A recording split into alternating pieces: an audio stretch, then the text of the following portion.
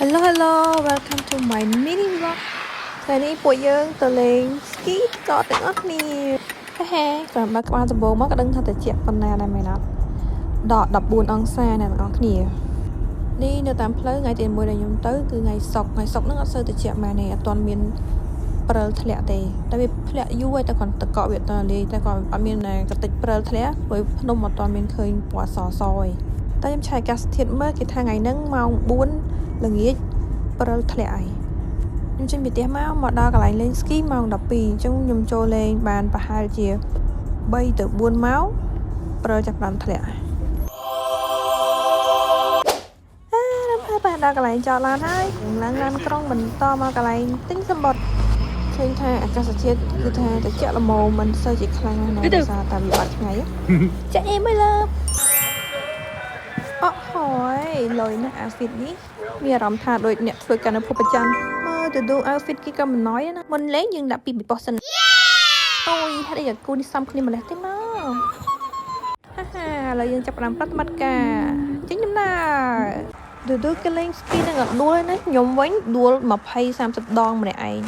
កែងដៃជង្គង់អីជាពិសេសក៏ប៉េះគូតជាប់អស់ហើយ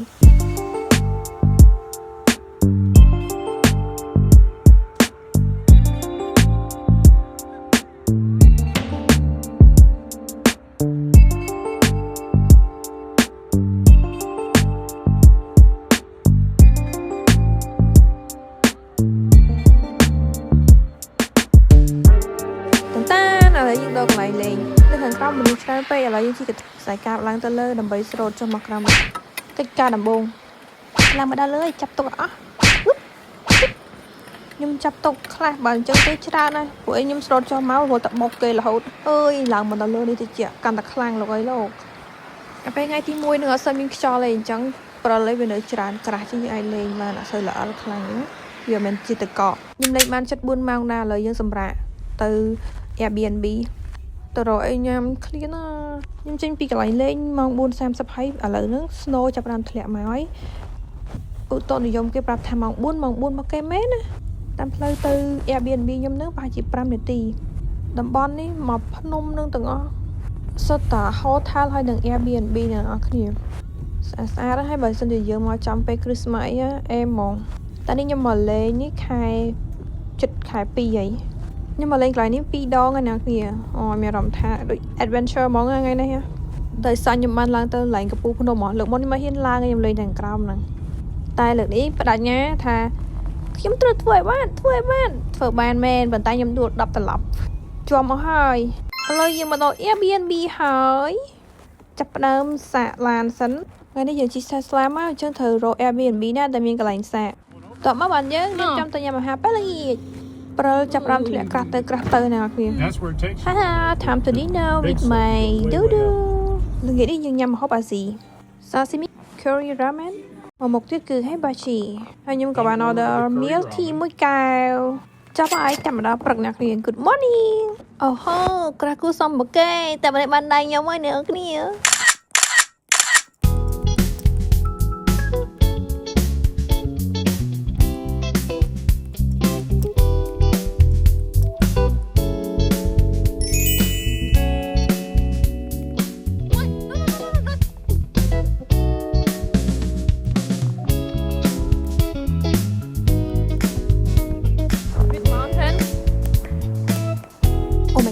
ហើយដូច model លងសម្រាប់ខ្លួនឯងខ្លាំងអូវ៉ាវប្លង់នេះដូចនៅសៀងហៃចឹងណាគ្នាបែបនារីម៉ាកាវអីចឹងកុំច្រឡំបងធំម៉ាកាវមែនទេណាគេ cute អូយមកឡើយស្អាតខ្ញុំនឹកពួកម៉ាក់ខ្ញុំថតអស់ចិត្តដល់ម៉ោងទៅទិញម្ហូបទិញ steak នៅប្រគេខ្ញុំមកធ្វើខ្លួនឯងពេលញ៉ាំហើយយើងក៏មកលេងនៅថ្ងៃទី2យើងមកជិះ ski ម្ដងទៀតតែថ្ងៃនេះខ្ញុំយក snowboard ព្រោះអីមិនសមមិញ ski ខ្ញុំបើចូលខ្ញុំធ្ងន់ពេកខ្ញុំទទួលយកអត់បានហើយលេងដល់ម៉ោង9យប់អ្នកនរគ្នាសាហាវអត់ពេលថ្ងៃខ្ញុំលេងចំអាសាហើយនឹងទៅ Airbnb ញ៉ាំអីហើយបានខ្ញុំត្រឡប់មកវិញដក14អង្សាយប់នេះវារៀងមានខ្យល់ខ្ញុំលេងបានតែ2ម៉ោងខ្ញុំត្រឡប់ទៅ Airbnb វិញកាប់មកដល់ព្រឹកថ្ងៃអាទិត្យខ្ញុំត្រឡប់ទៅផ្ទះវិញហើយកាលយប់មិញ snow ធ្លាក់ច្រើនពេកអញ្ចឹងខ្ញុំតង់ទៅពីភ្លឺអញ្ចឹងយើងស្រួលធ្វើដំណើរមកលេងនៅនេះសប្បាយខ្លាំងដោយសារយើងអត់ប្រញាប់យើងកក់បន្ទប់គេង2យប់អញ្ចឹងលេងតាមស្រួលឥឡូវយើងមកដល់ផ្លូវ highway ហើយផ្លូវ highway ហ្នឹងទូទៅ lan đập nữa thì phần tay ngay nắng miên tầm mà chổi vai nè chú nó cái toàn chú đo lỏ chẳng biết miên tầm mà pleu lan nhom mẹ hai chú pro thông mà chưa sao miên lan nó lên pleu thì miên tầm đi mà mở tay tập hiệp nè anh ấy hai thà bẩn á tại nhưng mà đang bẩn ở dưới pleu môi tại tay tập hiệp sạch khang tôiจะหมดจังเหม็นตะไคร้อันนี้ตะซาบแต่หลังคิวแห่มาดาวชัดแล้วทายเพลอเตะดีกันตีกรองในอเมริกาเนี่ยอันนี้ตีกรองอ่ะมันตายเหมือนดำเชออันนี้เพลอเตะอันนี้ปลาจิปีเนี่ยตีปีเตะยมไม่ได้ด้วยนึกน้องฟาริทาเลยเนี่ยอันนี้ยมใช้อีเมลแล้วสายเมื่อกี้ท่าสายนังอเรียนเต้หล่อได้ปงชื่อกล้วนผองหล่อดาวเตะหายเมื่อสุดตัวเปล่า กระหันนะตีกรองเนี่ยอัดทลอดเมียนปลาทะเลคลังจังไงนี่เป็นทางกับพวกมันเลยตอนจะเด็กเกี่ยมันเลยเมียนเจ้าเนี่ยก็เลย